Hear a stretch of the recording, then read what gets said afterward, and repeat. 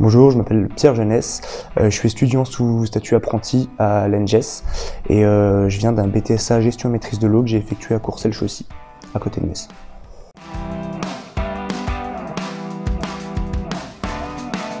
Mais comme je suis assez à l'aise à l'oral, je savais que ça se passerait bien. Donc j'y suis allé assez confiant, bien sûr, en ayant fait les recherches au préalable sur l'école et les choses les choses par rapport aux questions qui pouvaient être posées lors de l'entretien.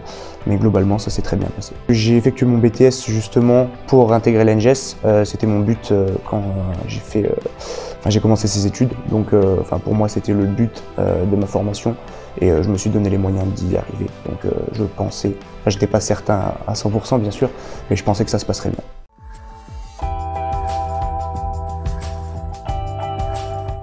Et par la suite, moi il faut savoir que j'avais déjà fait mes recherches au préalable pour une alternance, donc j'ai déjà été pris à Artelia à Metz, donc j'avais déjà mon entreprise, etc.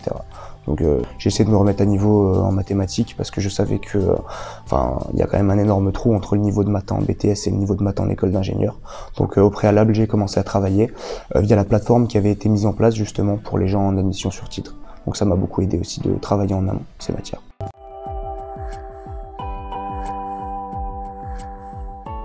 Mais recherchez votre entreprise en amont de l'entretien parce que ça montre justement votre motivation à intégrer l'école et votre envie.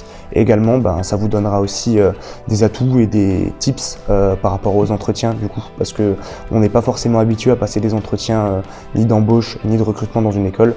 Donc c'est vrai que se faire une première main sur un entretien d'embauche avec un vrai recruteur, ça permet justement d'arriver plus confiant.